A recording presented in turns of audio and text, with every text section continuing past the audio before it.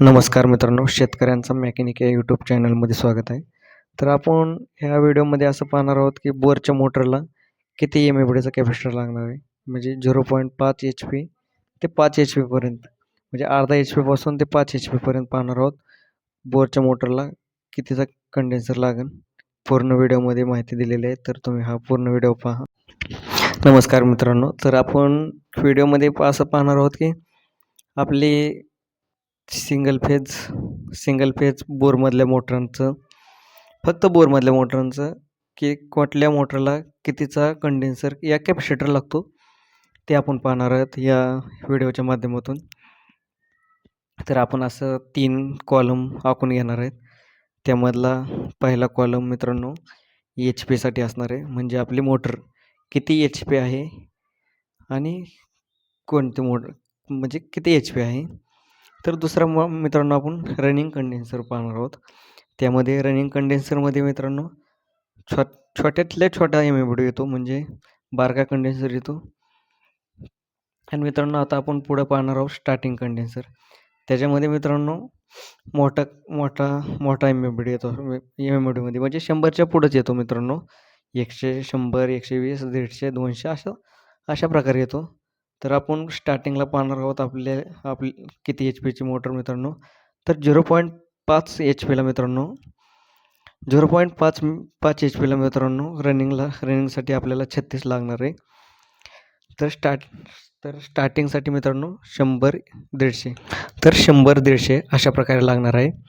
तर मित्रांनो आता 2 नंबरला आपण पाहणार आहोत 0.75. तर 0.75साठी मित्रांनो रनिंगला लागणार आहे तर 36. त्यामध्ये स्टार्टिंगला 100, 150 अशा प्रकारे लागणार आहेत. आता 3 नंबरला आपण मित्रांनो पाहणार आहोत 0.85. त्यासाठी रनिंगसाठी आपल्याला मित्रांनो 36 लागणार आहे.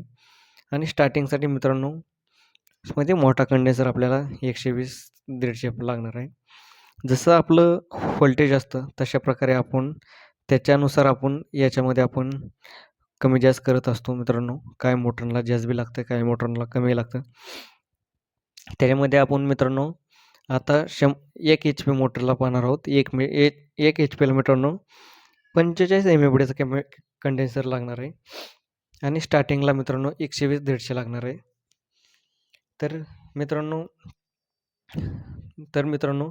1.25 म्हणजे 1.25 एच-पी आपली मोटर.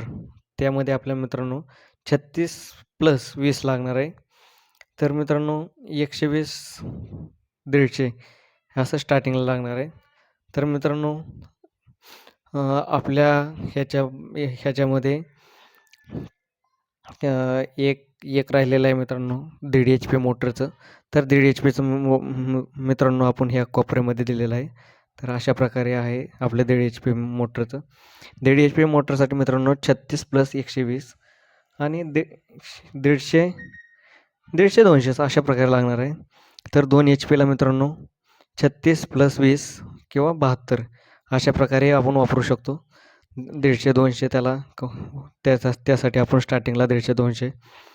3 एच-पीसाठी मित्रांनो 3 एच-पीसाठी मित्रांनो 36-36 अशा प्रकारे वापरू शकतो. आणि 200-250 तर मित्रांनो 5 एच-पीसाठी 50 + 36 किंवा 72चं 2 असं 72चं 2 असं 200-250 हे आपला कंपल्सरी आहे.